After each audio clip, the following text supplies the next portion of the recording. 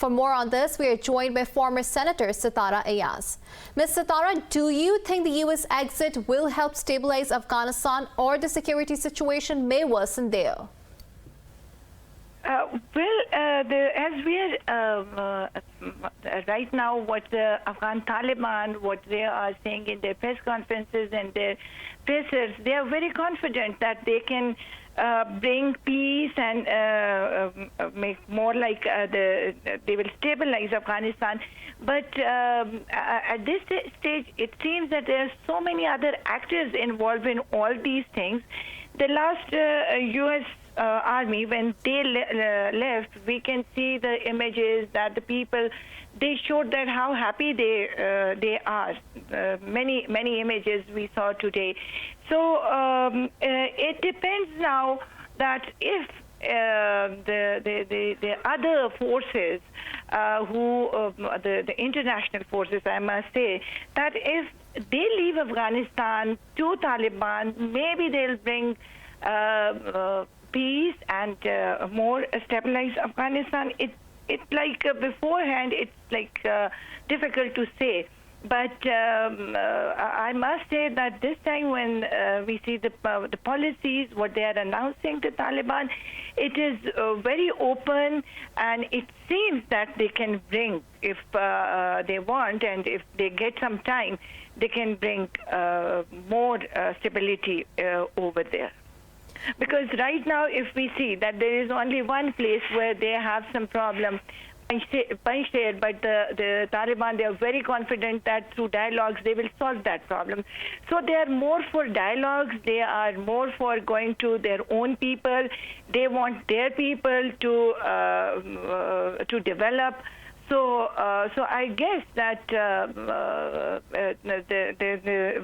when they leave, the exit will help the Afghan people to think for their future, to make their country for themselves, to develop their country for themselves, instead of looking at the other people and other actors. Right. Ms. Sitara, now given the recent surge in violence in Afghanistan, mainly due to ISKP attacks, how much of a security challenge could it pose to Pakistan? There have been debates and analysis and prediction regarding, security and other challenges, and especially American forces, along with NATO allies, stays there for 2 decades, and now when they leave, and as I mentioned before, also that there are some actors who are involved in some activities. I strongly feel that there can be a rise in cross-border attacks, which recently also we saw some, and some of them, as you mentioned, that over there they are attacking. So they are still operating from Afghanistan, though it is not a part of Afghan Taliban. And the Afghan Taliban, again and again in their press conferences, they mentioned that their land will not be used for any terrorist attacks from their land to their neighboring countries.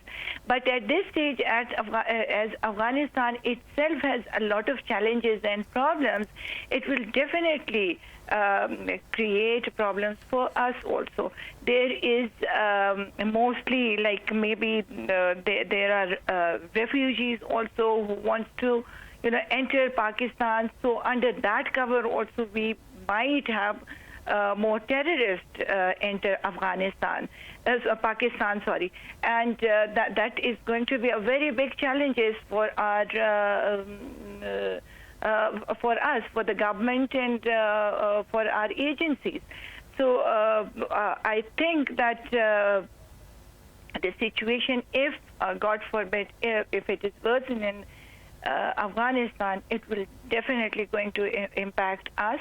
Our people, especially our bordering areas, the tribal belt, the old tribal, now it's a part of KP, but those areas in Balochistan bordering areas, it's going to have impact on us and on our security agencies. Right. Ms. Sitara, Afghanistan's new rulers, the Taliban, have pledged to ensure the rights of women and minorities. Do you think they will live up to their promise?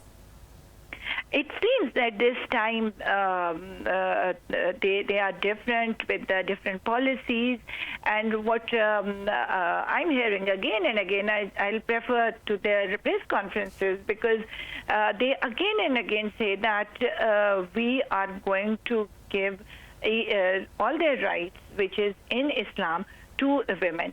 One thing in international media also, and all the time we are hearing this thing that minorities and women all the time.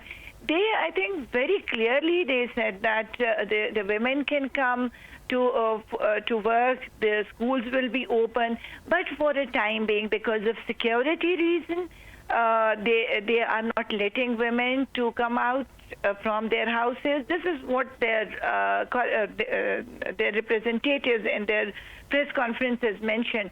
And I think that we have to give them some time. And let's see what they are now claiming. Let's see that will they be implementing? But this time, again, I personally feel that this time they have intention to implement their rights. And as one of their pressers, he very openly said that all the schools, girls' schools, will be open, and the women who are working in a government departments, they can come too, but with a code, a dress code. So I think it is not a bad thing if they are mentioning with the dress code. What is bad in it? We have in other countries also, like in Iran, and then recently in France, very clearly they mentioned that nobody can enter school without their dress code. So I think it is their own country. They know their custom. They know their culture. They know how their culture is. So I think that beforehand, if we talk about anything, that is not right. I think let them. We should give them a chance and see. But one other thing is that in the last 20 years, the Afghan women and children, they already passed through a very, very bad time. That was a very bad time for them. When there was bomb attacks, there were so many other, they were free to go to the offices and everything, but still they were not safe over there. So let's see, and we cannot predict the future. Whatever they are saying, we have to believe that. But one thing I would like to mention, that now the Taliban also should come up with a clear strategy, because they know that the West and the world is looking towards them, especially regarding the women issues and minorities. So they also now should come out with very clear strategy, so that the world and everybody should get the answer. Right. Former Senator Sitara Ayaz, thank you for speaking to Indus News.